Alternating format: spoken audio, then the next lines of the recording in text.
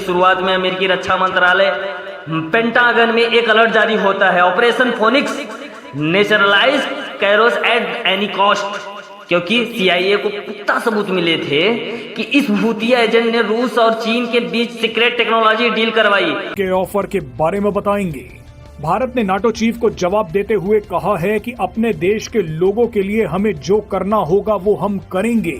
रूस के तेल से अगर हमारी जनता को फायदा हो रहा है तो हम वो तेल खरीद और भारत को उस टेक्नोलॉजी का की होल्डर बनाया।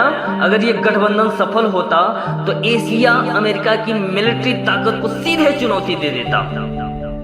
कहा जाता है कैरोस ने सीरिया के रेगिस्तान में अमेरिकी ड्रोन को हैक करके उनका कंट्रोल रूस को दे दिया था।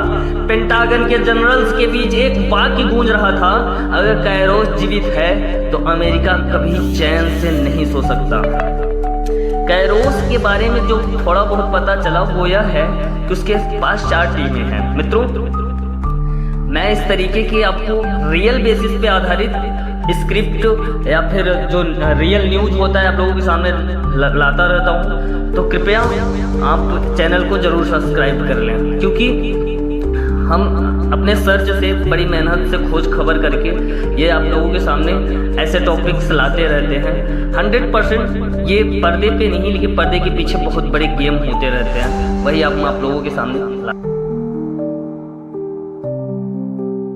सैटेलाइट और न्यूक्लियर सिस्टम तक हैक कर सकते हैं। टीम वुल्फ पैक रूस और सीरिया के ऑपरेटिव जो गुरिल्ला युद्ध स्नाइपिंग एक्सपर्ट हैं। टीम शैडो विंग्स भारतीय पायलट्स और इंजीनियर्स जो ड्रोन्स और फाइटर जेट्स को दुश्मन के रडार से गायब कर देते हैं। टीम एम्बर एक घोस्ट टीम जिसके बारे में किसी को कुछ नहीं पता। हर टीम का लीडर कसम खाता है कि उसने कभी कैरोस का चेहरा नहीं देखा, सिर्फ एक वॉइस कमांड, एक एनक्रिप्टेड मैसेज और मिशन पूरा। अमेरिकी खुफिया एजेंसी CIA ने पिछले साल सीरिया के एल्पो में एक ट्रैप लगाया। उनका प्लान था कैरोस को पकड़ना या कम से कम उसका चेहरा देखना, लेकिन जब उन्होंने ऑपरेशन लॉन्च किया तब उन्हें मिला सिर्फ एक वीडियो फीड, एक काली स्क्रीन और उस पर लिखा था You are 10 steps behind always।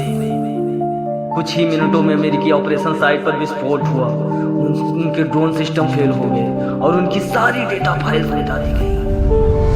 CIA आज तक नहीं समझ पाई कि क्या कैरोस इंसान है या एक AI आधारित हाइब्रिड सिस्टम जो रॉ और उसके सहयोगियों ने बनाया है।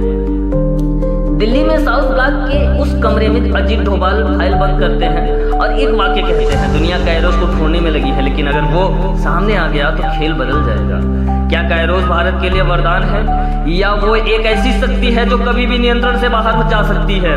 रूस और चीन दोनों देश उसे सहयोगी मानते हैं, लेकिन क्या होगा अगर कैरोस एक दिन उनके भी खिलाफ हो जाए? क्या ये एजेंट सच में देशभक्त है या सिर्फ एक भाड़े का साया जो किसी के लिए भी काम कर सकता है? हर रिपोर्ट, हर ऑपरेशन और हर अटैक के बाद बस एक चीज पीछे रह जाती है, एक काला कार्ड जिस पर लिखा होता है कि टाइम डिसाइड एवरीथिंग। अमेरिका, रूस, चीन और यहाँ तक कि भारत के कुछ उच्च अधिकारी सभी के मन में वही सवाल, क्या कैरोस एक इंसान है या सिर्फ एक मिथक जिसे डर फैलाने के लिए बनाया गया?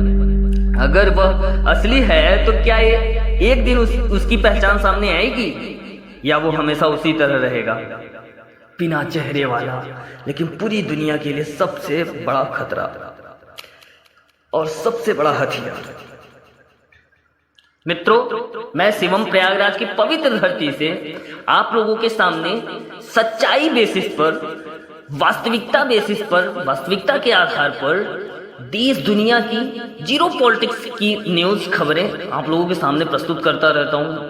अगर हमारे स्क्रिप्ट आपको अच्छे लगते हों तो कृपया चैनल को जरूर सब्सक्राइब कर लें और लाइक करें, कमेंट करें, बेल वाले आइकन को भी दबा लें, अपने घर मित्रों परिवारों में शेयर करें। धन्यवाद। जय हिंद, जय भारत।